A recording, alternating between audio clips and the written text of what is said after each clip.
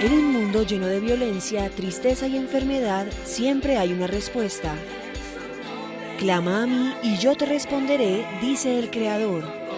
El Tabernáculo de la Fe presenta un mensaje de esperanza. Y vi en la mano derecha del que está sentado en el trono un libro escrito por dentro y por fuera, sellado con 7 sellos. Y vi a un ángel fuerte que pregonaba a gran voz: ¿quién es digno de abrir el libro y desatar sus sellos? Y ninguno, ni en el cielo, ni en la tierra, ni debajo de la tierra, podía abrir el libro, ni aún mirarlo. Y lloraba yo mucho, porque no se había hallado a ninguno digno de abrir el libro, ni de leerlo, ni de mirarlo.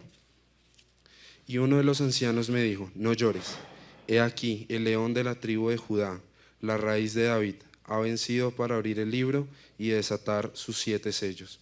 Y miré y vi que en medio del trono y de los 4 seres vivientes y en medio de los ancianos estaba en pie un cordero como inmolado, que tenía 7 cuernos y 7 ojos, los cuales son los 7 espíritus de Dios enviados por la tierra, por toda la tierra. Y vino y tomó el libro de la mano derecha del que está sentado en el trono. Y cuando hubo tomado el libro, los 4 seres vivientes y los 24 ancianos se postraron delante del Cordero. Todos tenían arpas y copas de oro llenas de incienso, que son las oraciones de los santos. Y cantaban un nuevo cántico diciendo: digno eres de tomar el libro y de abrir sus sellos, porque tú fuiste inmolado y con tu sangre nos has redimido para Dios. Y de todo linaje y toda lengua, pueblo y nación, y nos has hecho para nuestro Dios reyes y sacerdotes, y reinaremos sobre la tierra.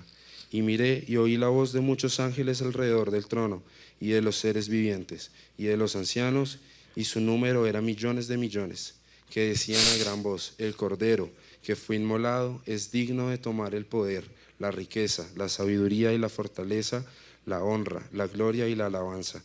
Y a todo lo creado que está en el cielo, sobre la tierra y debajo de la tierra y en el mar, y a todas las cosas que en ellos hay. Oí decir al que está sentado en el trono y al Cordero: sea la alabanza, la honra, la gloria y el poder por los siglos de los siglos. Los 4 seres vivientes decían: amén, y los 24 ancianos se postraron sobre sus rostros y adoraron al que vive por los siglos de los siglos. Una de las cosas que mencioné en estos días anteriores es que el humanismo ha invadido a la iglesia con su cosmovisión. ¿Cuál es la cosmovisión humanista? ¿Se acuerda cuál es la cosmovisión humanista? Es antropocéntrica. Que todo existe, ¿para qué? Para la felicidad del hombre. Y todos, natural, pensamos en esa situación. Y eso ha llegado a la misma iglesia. Y la iglesia ha llegado a pensar en su manera de vivir, en su manera de expresarlo, que Dios existe para su felicidad. Que el Espíritu Santo existe para la felicidad del hombre. Que la palabra de Dios, la revelación de Dios nos fue dada para nuestra felicidad. En fin, que los dones que Dios nos da existen y que Dios nos los da para nuestra felicidad. Es todo un mensaje antropocéntrico, centrado en el hombre. Pero el mensaje bíblico no está centrado en el hombre, no es antropocéntrico.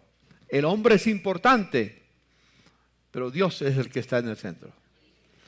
Lo ilustré en el pasado con esa analogía de la tierra como centro y el sol como centro.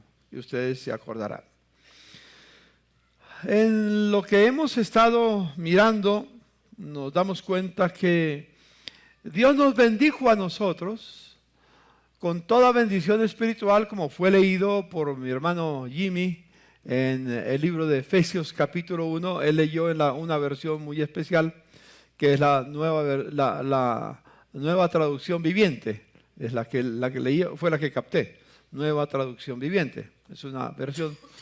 Tiene una forma muy linda para desarrollar la traducción, muy hermosa. Y Dios nos bendijo con toda bendición espiritual en los lugares celestiales en Cristo. ¿Cuándo? Antes de la fundación del mundo. Y Dios nos escogió, como fue leído, antes de la fundación del mundo con un propósito. ¿Cuál es el propósito? Que seamos santos. Que seamos santos. ¿Qué significa la palabra santo? ¿Quién es un santo? Un santo es uno que vive para agradar a Dios. Si no vive para agradar a Dios, no entra en el concepto de santidad. Y yo le hago una pregunta: ¿cuántos de nosotros vivimos para agradar a Dios? Porque Él nos escogió antes de la fundación del mundo para ser santos. Es decir, para que vivamos nuestra vida de tal manera que en todo lo que hagamos, pensemos o proyectemos, lo hagamos conforme a la voluntad de Dios. Vivamos para agradar a Dios. Su voluntad sea la que gobierna nuestra vida. Venga tu reino, ¿y qué? ¿Se acuerdan? Y hágase tu voluntad, como en el cielo, también en la tierra. No es algo que va a suceder después de que nosotros hayamos partido de esta tierra. Empieza el proceso acá y claro, va a perfeccionarse cuando estemos en la presencia del Señor y cuando todo llegue a su culminación para proseguir lo que Dios tiene. Pero no solamente nos escogió para ser santos, sino que nos dio un destino de antemano. ¿Se acuerdan? Nos predestinó. ¿Para qué? Para ser adoptados hijos suyos. En esa versión que mi hermano leyó esta mañana, yo la estaba, por eso me fue fresca lo que leía, porque esta mañana lo estaba leyendo en esa versión también. Distintas versiones para entender mejor el concepto. Esa versión nos dice algo tan interesante. Dice: Dios decidió de antemano adoptarnos como miembros de su familia. ¿Qué decidió Dios de antemano? Adoptarnos como ¿qué? Como miembros de su familia, lo que hemos estado hablando de estos días. Al acercarnos a sí mismos por medio de Jesucristo. Eso es precisamente lo que Él quería hacer. Y le dio gran gusto hacerlo. Qué hermoso. Ser miembro de la familia de Dios fue lo que Dios diseñó en la eternidad. Y lo hizo con agrado. Lo hizo con gusto. Así que Dios te escogió a ti y nos predestinó a ti y a mí para ser miembros de ¿qué? De su familia. ¿Y lo hizo con qué? Lo hizo con agrado, lo hizo con gusto, lo hizo con placer, lo hizo con satisfacción. Démosle un aplauso al Señor por haber pensado en nosotros y haber pensado de esa manera para nuestra vida. En el capítulo 2, verso 19 del mismo Efesios, lo confirma que nos escogió para ser miembros de la familia de Dios. Nos hizo algo más, nos hizo para la alabanza de su gloria. Interesante, en el capítulo, eso lo dice 3 veces en el libro de Efesios, el capítulo 1, entre el verso 1 y el 14. Lo menciona 3 veces. Pero en el Antiguo Testamento ya estaba profetizado. En el capítulo 3, 43 de Isaías, y en el versículo 8 dice el Señor: traigan a todo el que me reconoce como su Dios. Escuche, traigan a todo el que me reconoce como su Dios, porque yo los he creado para mi gloria, fui yo quien lo formé. ¿Para qué nos creó el Señor? Para su gloria. Dígale a su hermano: yo fui creado para la gloria de Dios. Y fue redimido para vivir esa gloria. Fuimos creados. Hermano, eso merece un aplauso. ¿Cómo que Dios nos escoge para su gloria y uno se queda como si fuera? Merece toda la alegría del caso. Nos predestinó para ser sus herederos también. Y nos incluyó en su propósito eterno, supremo e inalterable. Uno de los salmos que me fascina, dice en el verso 3 del capítulo 8 de los Salmos: cuando veo tus cielos, obra de tus dedos, la luna y las estrellas que tú formaste. Digo, ¿qué es el hombre para que tengas de él memoria? Y el Hijo del Hombre para que lo visites. Le has hecho un poco menor que los ángeles y lo coronaste de gloria y de honra. Lo hiciste señorear sobre las obras de tus manos y todo lo pusiste debajo de sus pies. Ovejas y bueyes, todo ello. Y asimismo las bestias del campo, las aves de los cielos y los peces del mar, todo cuanto pasa por los senderos del mar. Y termina diciendo, oh Jehová, Señor nuestro, cuán grande es tu nombre en toda la tierra. Nos eligió. Estaba pensando hace un momentico cuando estaba sentado ahí, en todo este proceso, este tema.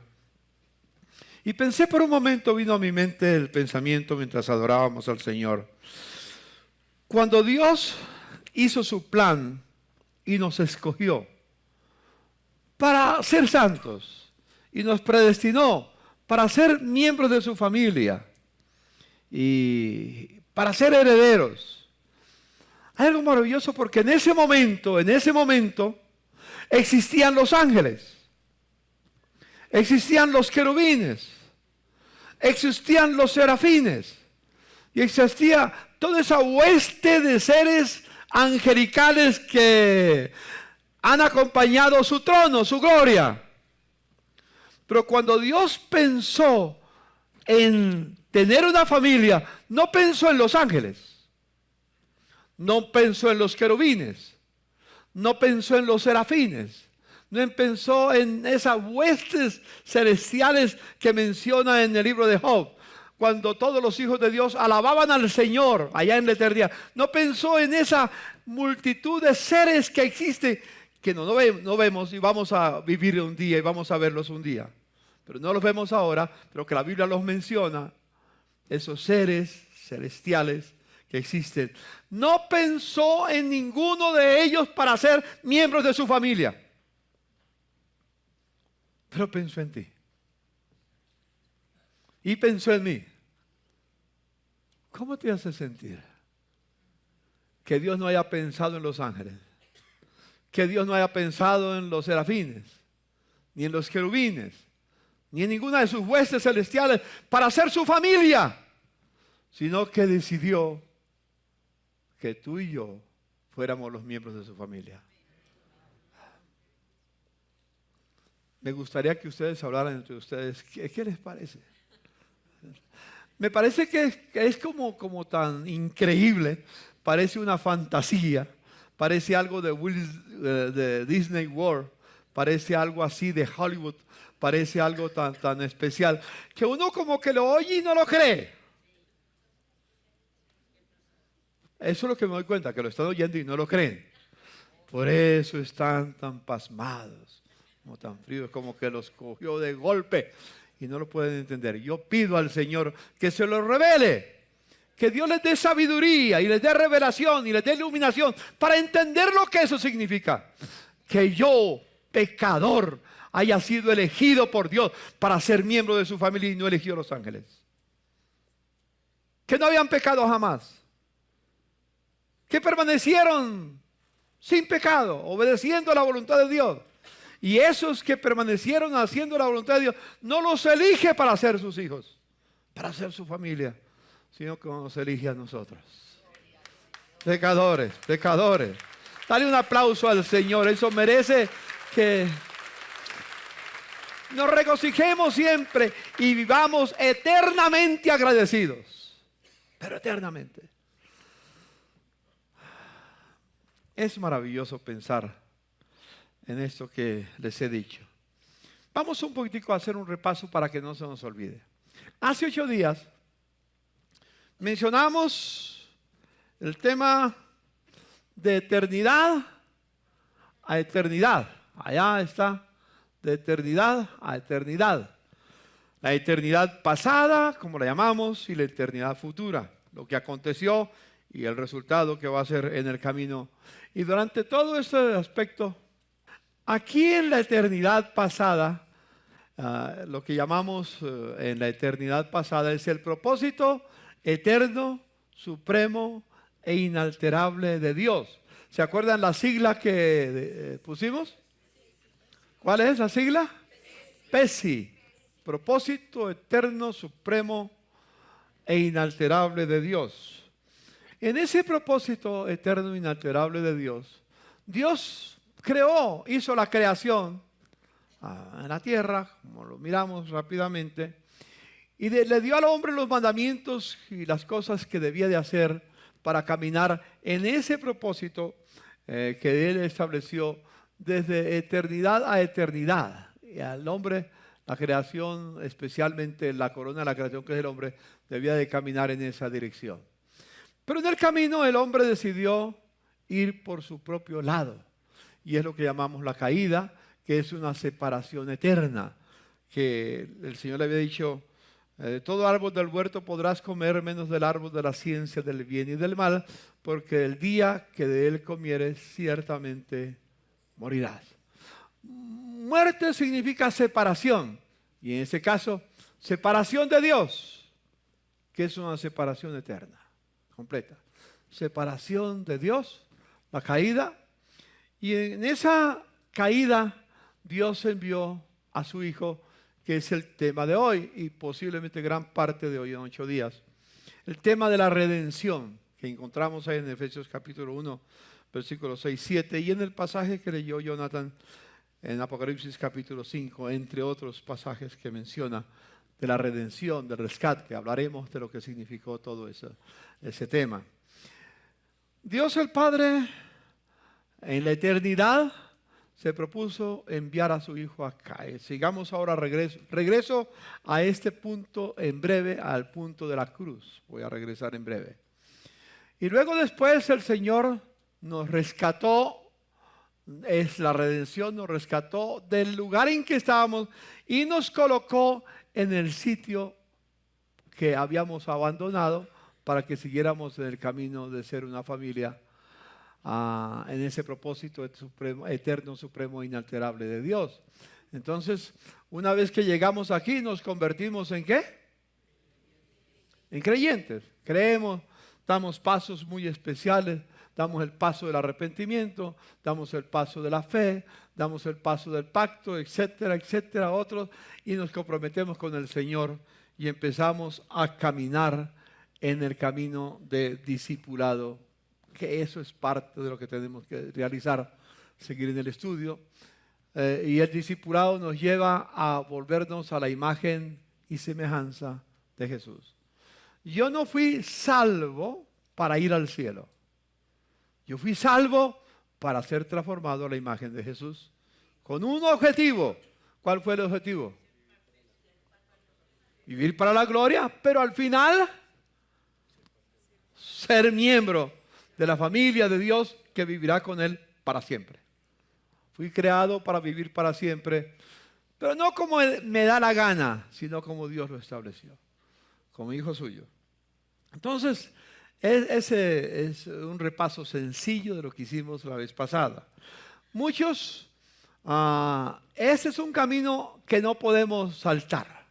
Tenemos que caminar ese camino. Empezamos con la A, para pensar en alfa y omega.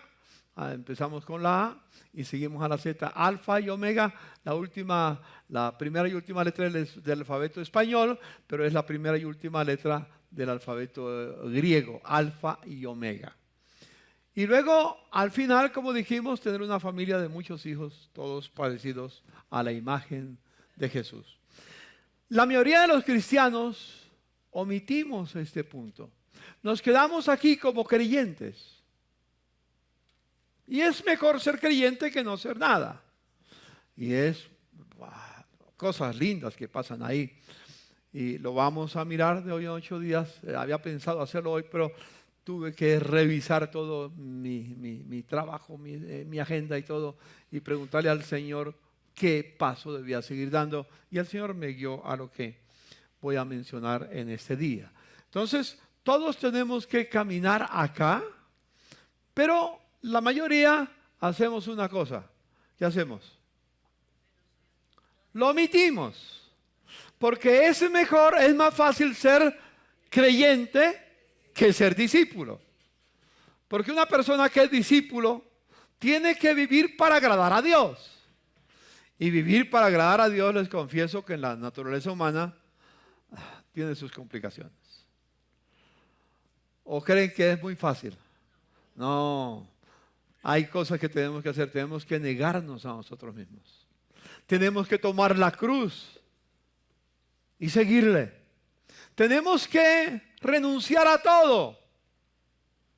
Reconocerlo a Él como el supremo, como el único y soberano en nuestra vida. Tenemos, no solamente eso, tenemos que amarle a Él sobre todas las cosas. Amarle más que lo que me amo a mí mismo. Amarle a Él más que lo que amo a mi familia. Mi familia es muy valiosa, pero el amor a Dios tiene que estar por encima del amor a mi familia. Es decir, es una vida rendida completamente a Él. No es fácil, entonces uno prefiere ser creyente, no estar tan comprometido, ya tiene la salvación, ya fue redimido, etcétera, y prefiero quedarme ahí antes que caminar en lo que Dios ha determinado. Y yo les decía al final del domingo anterior, ¿qué preferimos?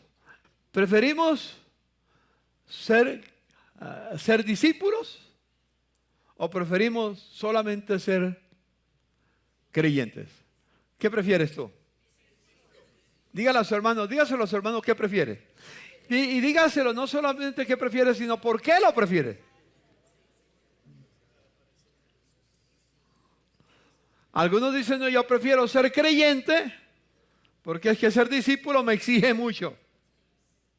Y yo tengo mis planes, yo tengo mis proyectos, yo tengo mis anhelos, mis sueños y quiero alcanzarlos con la ayuda de Dios. Pero tal vez si me convierto en discípulo tengo que renunciar a mis proyectos y hacer lo que a Él le agrada.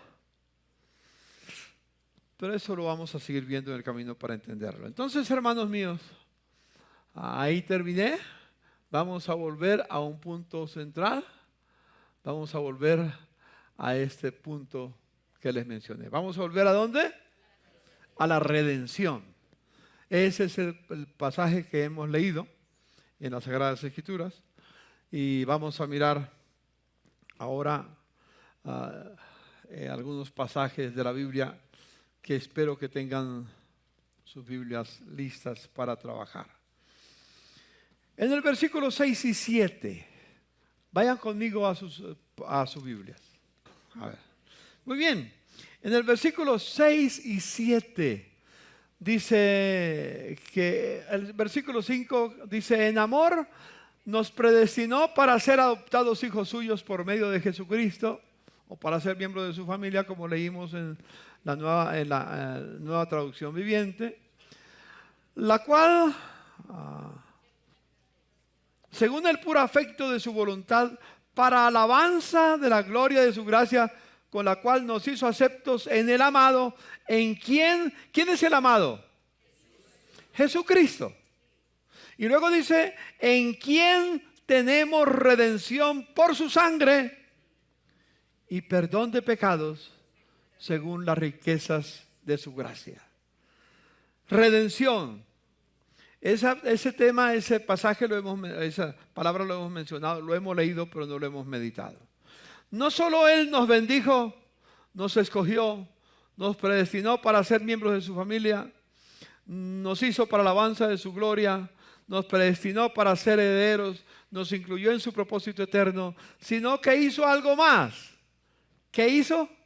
Nos redimió. Dígale a su hermano, nos redimió. A toda esa lista que hemos puesto, ahora ponga, nos redimió. ¿Cuándo fue la realidad en el propósito eterno de Dios en que Cristo fue sacrificado por nosotros? ¿Cuándo?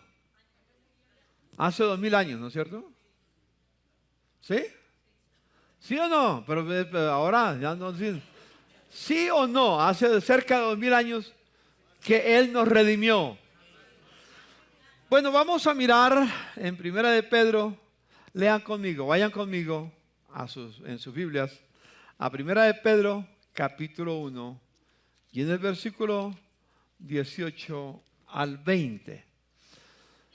¿Listos? ¿Están listos ya? ¿Abrieron sus Biblias? Recuerden que Primera de Pedro está al final casi de sus Biblias.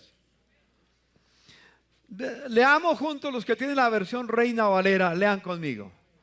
¿Cuántos tienen la Reina Valera? Ustedes que tienen la Reina Valera, lean conmigo diciendo, sabiendo, a ver, lean conmigo en voz alta, repitan. Sabiendo que fuiste rescatados de vuestra manera de vivir, la cual recibiste de vuestros padres, no con cosas corruptibles como oro o plata, sino con la sangre preciosa de Cristo, como de un cordero sin mancha y sin contaminación, ya destinado desde antes de la fundación del mundo, para ser manifestado en los postreros tiempos por amor a vosotros. ¿Cuándo Dios destinó a su Hijo Jesús? Antes de la fundación del mundo, no hace 2000 años. ¿Cuándo desarrolló todo ese propósito eterno? Dios sabía que el hombre iba a caer, pero no creó al hombre para que cayera. Sabía que al crearlo con libre albedrío, porque Dios no iba a crear un robot para que simplemente le obedeciera, sino que llegara el momento en que en su propia decisión decidiera ser hijo de Dios y ser miembro de su familia. Pero sabía que el hombre que le iba a crear con libre albedrío, en un momento rechazaría la propuesta de Dios y buscaría caminar en su propio camino. Ya Dios lo sabía de antemano. Y alguien dirá, y si Dios ya lo sabía, ¿para qué lo hizo? Porque nada puede frustrar el plan de Dios. Absolutamente nada. Ese plan de Dios sería llevado a cabo. Entonces Dios preparó a Jesús, habló con su Hijo y le dijo, la única manera que habrá para seguir con el plan es que sea redimido el hombre. Y Jesús dijo, yo iré y lo redimiré. Jesús voluntariamente se ofreció, se entregó. Y todo entró en el plan, en el propósito eterno, supremo e inalterable de Dios. Entonces Jesús decidió venir para morir por nosotros desde la eternidad. Vamos a mirar algunas cosas ahora. Otro pasaje que quisiera que viéramos está en Apocalipsis. Tal vez hoy vamos a mirar algunos pasajes de Apocalipsis. En el futuro vamos a leer otros. En el capítulo 13, de Apocalipsis. Cuando nos menciona de los juicios que caen sobre los poderes satánicos, llega al versículo 8, escuche, dice esto, que todos los moradores de la tierra cuyos nombres no están escritos en el libro de la vida del Cordero, adoraron a las fuerzas satánicas que estaban, que ustedes ven en el capítulo 13, pero quiero llegar a este punto. Esos nombres cuyos nombres no están escritos en el libro de la vida del Cordero, que fue inmolado. Y la verdad, la traducción literal es que fue inmolado desde antes de la creación. Desde el principio, en el momento que Dios desarrolló el plan, Jesús fue predestinado para morir por nosotros en la cruz del Calvario. El precio de la redención que encontramos aquí en la cruz. En la cruz, miren este cuadro. El precio de la redención fue muy alto. El precio de la redención para volver a poner al hombre en el lugar donde debía de estar y caminar con Dios en ese proceso fue muy alto. ¿Cuál fue el precio? La vida del Hijo de Dios. La vida de su propio Hijo. Dios dijo, Cuando Jesús se ofreció en ese diálogo con el Padre,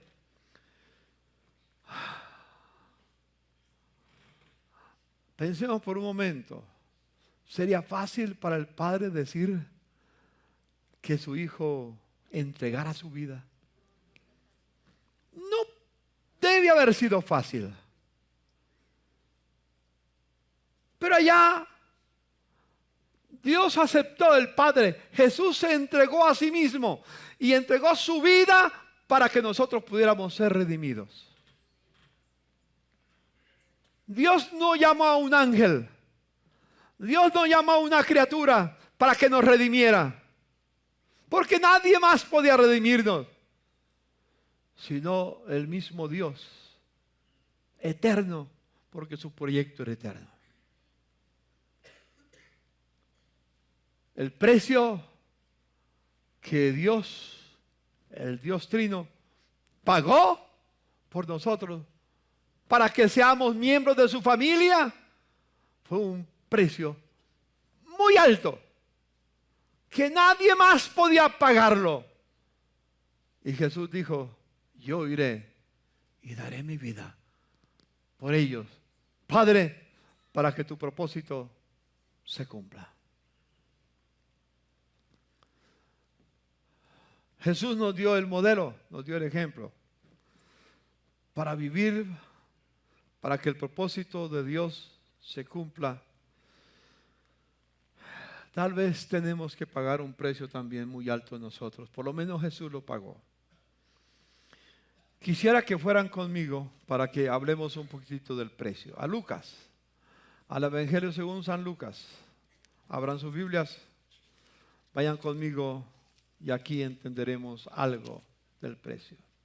El capítulo 22 de Lucas, y en el versículo 39 al 46. Dice este pasaje así: después de que el Señor compartió la cena con sus discípulos, que tomó la copa y dijo: esta es la copa del nuevo pacto en mi sangre, la cual es derramada por cada uno de vosotros. Después de que terminó todas esas horas con sus discípulos, que están narradas en San Juan capítulo 13, 14, 15, 16 y 17. Saliendo de ese lugar, del aposento alto, se fue como solía al monte de los olivos, y sus discípulos también le siguieron. Cuando llegó a aquel lugar les dijo: orad, que no entréis en tentación. Y él se apartó de ellos a distancia como de un tiro de piedra, y puesto de rodillas oró diciendo: Padre, si quieres, pasa de mí esta copa, pero no se haga mi voluntad, sino la tuya. Y se le apareció un ángel del cielo para fortalecerlo. Era tal su agonía que un ángel del cielo vino para fortalecerlo. Y estando en agonía, oraba más intensamente, y era su sudor como grandes gotas de sangre que caían hasta la tierra. Cuando se levantó de la oración y vino a sus discípulos, ¿cómo los halló? Durmiendo, a causa de la tristeza que tenían. Pero él les dijo: ¿por qué dormís? Levantaos y orad para que no entréis en tentación. Y mientras él aún hablaba, se presentó una turba que venía para llevarlo prisionero. Si ustedes leen los otros pasajes de la Biblia, los otros evangelios, se darán cuenta que Jesús oró ¿cuántas veces? 3 veces. Y las 3 veces decía: Padre, si es posible, pasa de mí esta copa. ¿A qué se refería Jesús con la copa? Esta copa, como símbolo, representaba o representa la copa que el Padre le entregó a Jesús y que Jesús tenía en sus manos. ¿Y qué dice el Señor? Padre, si es posible, pasa de mí esta copa, pero no se haga mi voluntad, sino la tuya. 3 veces oró. Padre, si es posible, pasa de mí esta copa. Padre, si es posible, pasa de mí esta copa. Jesús no quería ir a la cruz. No. Esta copa, ¿sabe qué representaba? La ira del Dios Todopoderoso, Santo, tratando con una humanidad pecadora que quiso caminar su propio camino.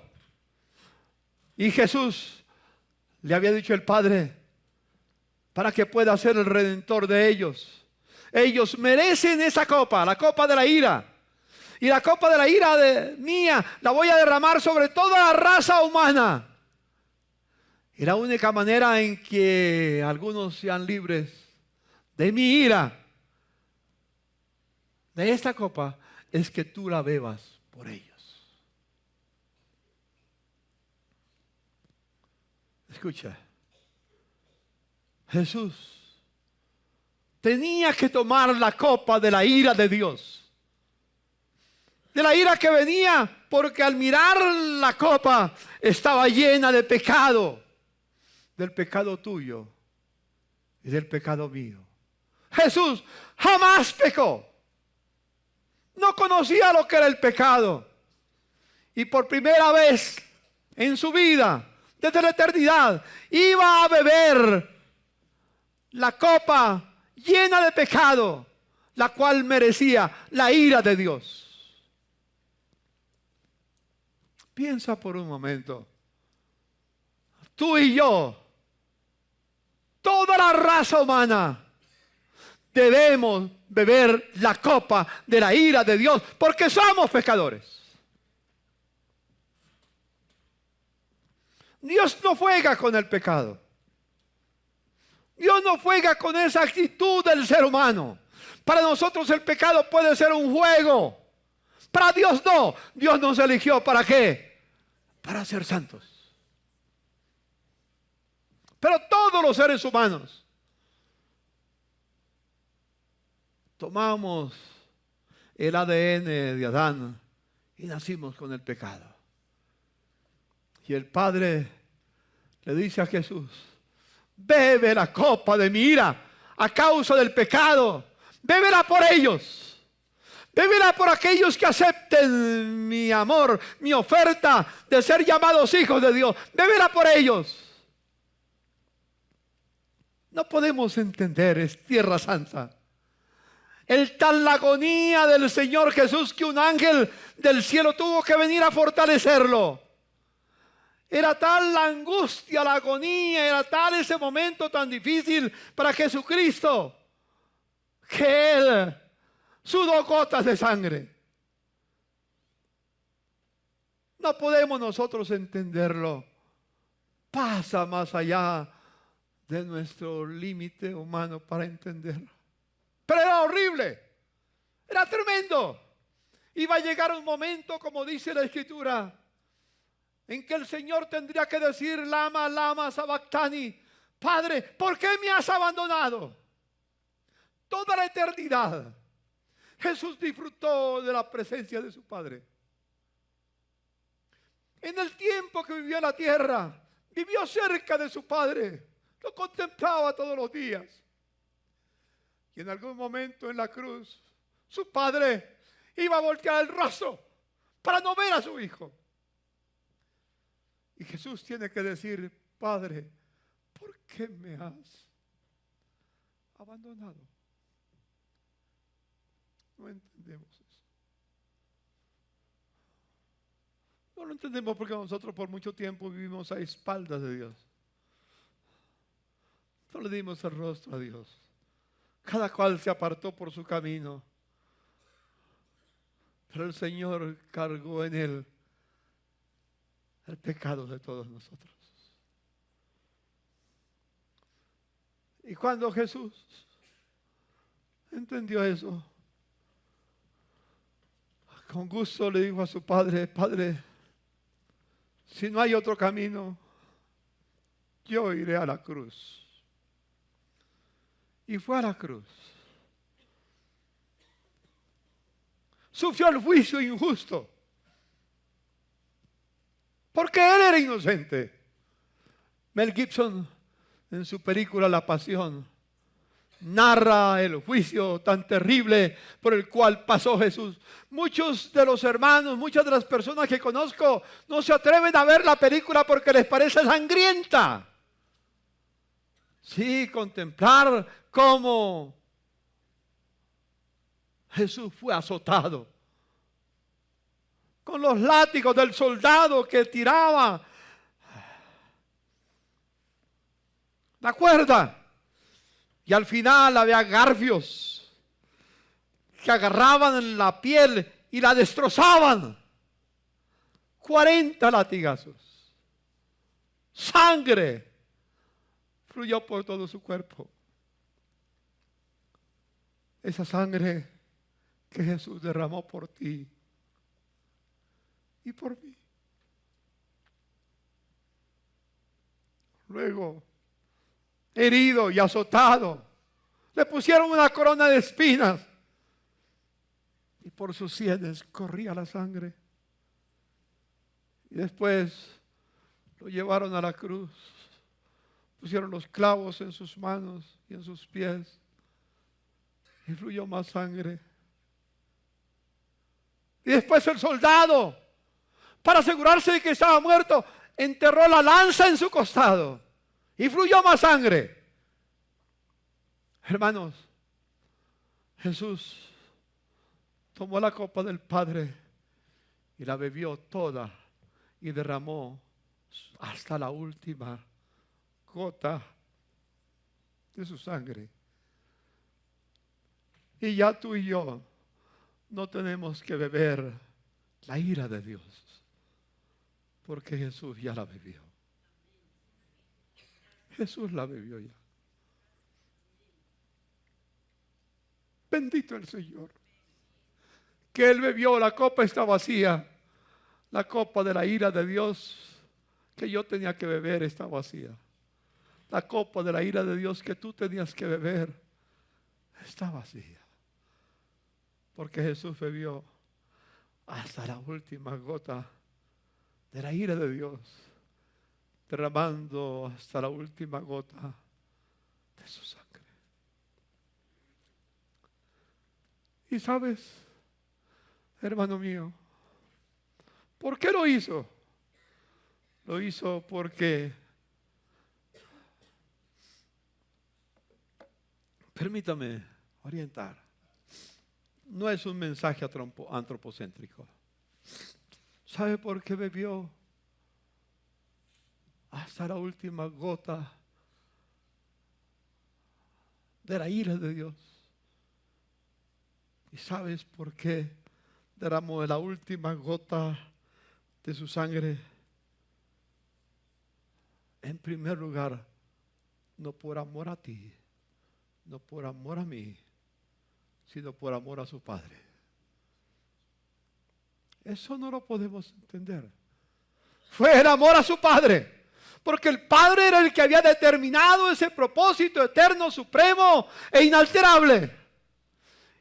Y Jesús, por amor a su Padre, entregó su vida para redimirnos a nosotros. Yo soy beneficiado.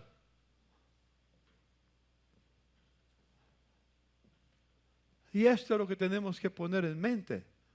Porque por muchos años hemos pensado que fue por amor a mí. En primer lugar, sí me amó. Sí me amó. Y claro, la redención me incluye a mí. Pero el propósito de la redención primario, principal, era para que el sueño de Dios, el propósito de Dios se cumpliera completamente. Y al cumplirse el propósito eterno del Padre, yo fui bendecido. Yo fui bendecido, aleluya, y soy perdonado de mis pecados, amén. Bendito el nombre del Señor. Lo entendemos. Si entendemos este punto, estamos entendiendo el Evangelio. Fue por amor al Padre. Hermanos, por amor a Dios, por amor al Padre, caminemos en obediencia y hagamos lo que a Él le agrada, no porque nos da el cielo, sino porque lo amamos a Él. ¿Me comunico, hermanos? No es fácil tomar este principio en nuestra mente. Hay algo muy interesante, muy bello, muy hermoso, que quiero compartirlo con ustedes. Vayan conmigo al libro de Mateo. Al libro de Mateo, el capítulo 27, que nos habla de su sacrificio. Capítulo 27 de Mateo me parece fascinante.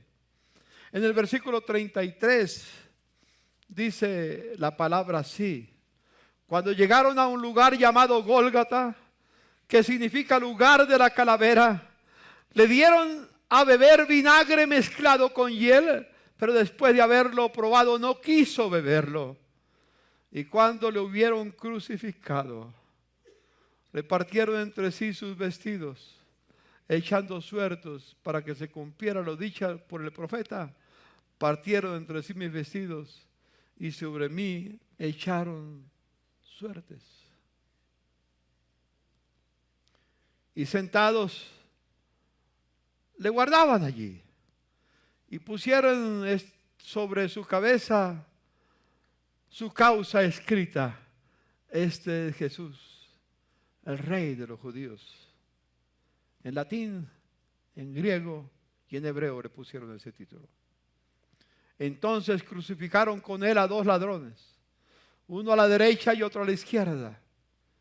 Los que pasaban le injuriaban meneando la cabeza y diciendo: tú que derribas el templo en 3 días lo reedificas, sálvate a ti mismo si eres hijo de Dios, desciende de la cruz. Los que estaban allí se burlaban de él. De esta manera también los principales sacerdotes, escarneciéndole con los escribas y los fariseos y los ancianos, decían: a otro salvó y a sí mismo no se puede salvar. Si es el Rey de Israel, desciende ahora de la cruz y creeremos en ti. Confío en Dios, líbrele. Ahora si le quiere, porque ha dicho: soy hijo de Dios. Lo mismo le injuriaban también los que con él estaban crucificados. Cerca de la hora 9, Jesús clamó a gran voz diciendo: Elí, Elí lama sabactani. Esto es: Dios mío, ¿por qué me has desamparado? Y algunos de los que estaban allí decían al oírlo: a él le llama este. Y al instante, corriendo, uno de ellos tomó una esponja y le empapó en vinagre y poniéndola en una caña le dio a beber. Los otros decían: deja, veamos si viene Elías a librarle. Mas Jesús, habiendo otra vez clamado a gran voz, como dice Marcos, como dice Lucas, como dice San Juan: consumado es. Y luego dijo: Padre, en tus manos encomiendo mi espíritu. Hermanos míos, ese es el grito del triunfo. Cuando Jesús dijo en la cruz: consumado es. Está diciendo: Padre, he hecho tu voluntad. Tu propósito se puede cumplir ya. He muerto, he entregado mi vida, he entregado la última gota de mi sangre por que se cumpla tu propósito. Es un grito de triunfo de Jesús.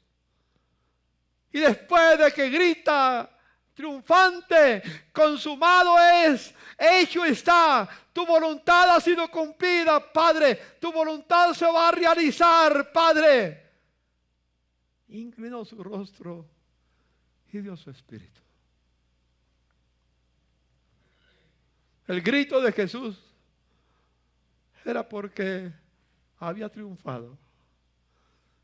Y el propósito eterno, supremo e inalterable de Dios se podía realizar. No fue porque nos salvó.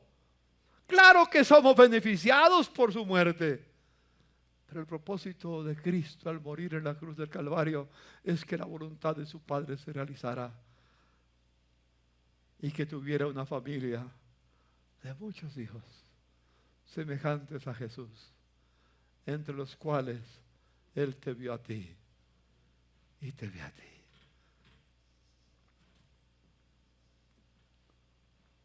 El mensaje no es antropocéntrico, es teocéntrico.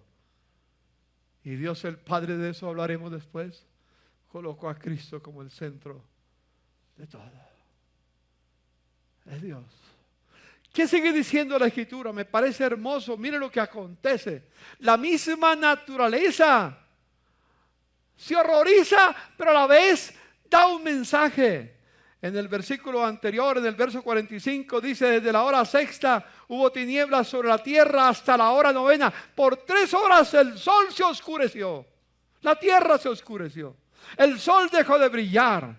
Y cuando llegamos más adelante al versículo, después de que el Señor Jesucristo muere, entrega su espíritu, el verso 51 dice lo siguiente, de Mateo 27. Y aquí el velo del templo se rasgó en 2, de arriba a abajo. Ese velo que dividía el lugar santo al lugar santísimo. Ese velo donde nadie era permitido que entrara sino el sumo sacerdote una vez al año, que podía entrar la misma presencia del Señor. Ese velo fue roto, no de abajo hacia arriba, como debía de haber sido. Porque las personas estaban abajo. No fue que tiraron de abajo y se rompió hacia arriba. Fue de arriba hacia abajo, señalando que esa obra era hecha por Dios. Se rompió el velo de arriba hacia abajo y abrió el camino de redención para su pueblo. Bendito el nombre de Dios. Abrió el camino de redención para ti. Abrió el camino de redención para mí. Y sigue diciendo: la tierra tembló, las rocas se partieron, se abrieron los sepulcros y muchos de los que habían, muchos cuerpos de santos que habían dormido, se levantaron. Aleluya. Y salieron de sus sepulcros después de la resurrección de Jesús. La creación entera anunció un nuevo día. Aleluya. Nada ni nadie podía detener que no se realice el propósito eterno, supremo e inalterable de Dios. Todo ha sido vencido. Por Él podemos tener nosotros victoria. Por eso en el libro de Apocalipsis, además del capítulo 5 que leímos antes, está el capítulo 7. Qué hermoso leerlo. Dice ese pasaje. Les pido unos breves minutos para terminar. Dice el versículo 9.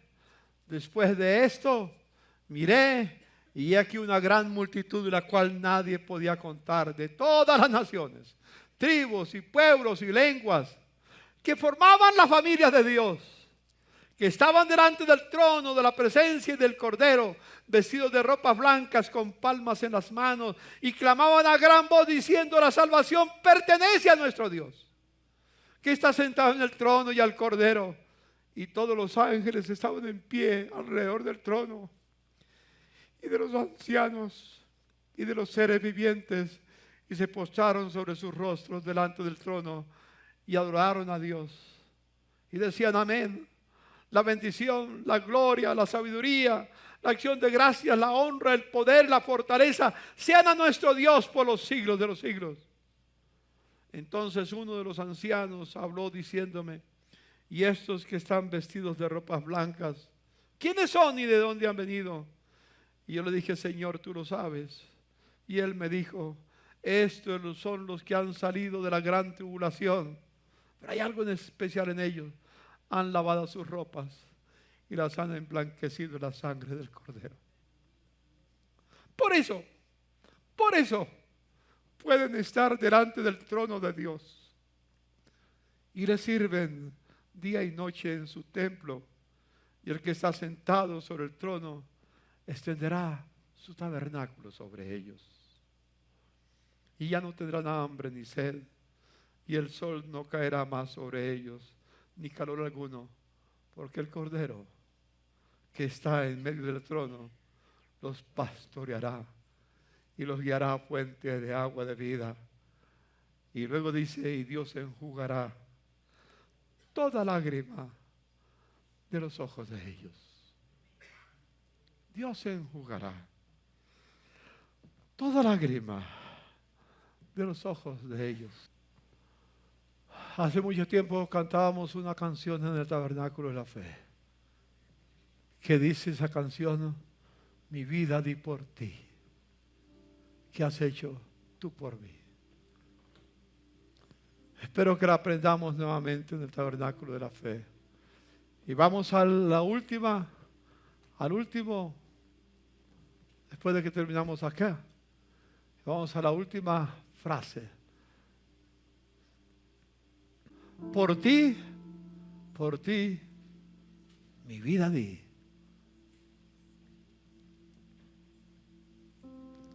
Él murió para satisfacer el corazón del Padre. Y en ese corazón del Padre fuimos nosotros bendecidos. Y Él dice, mi vida di por ti. ¿Qué has hecho tú por mí? Quiero terminar con esa expresión. Si Él dio su vida para que se cumpliera el propósito eterno de Dios y nosotros fuéramos bendecidos con toda bendición espiritual. Si Él dio su vida, ¿qué has hecho tú? ¿Qué he hecho yo por Él? Inclinamos el rostro.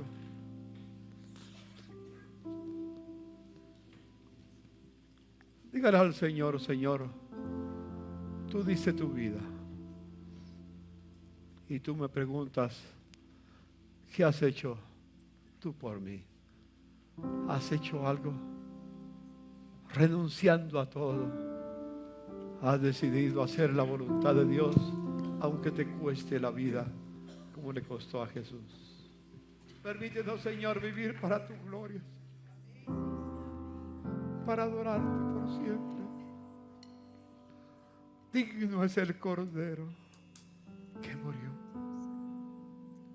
que fue inmolado, que derramó su sangre, que entregó toda su vida para que el propósito del Padre se cumpliera, porque en ese propósito estaba yo, Señor.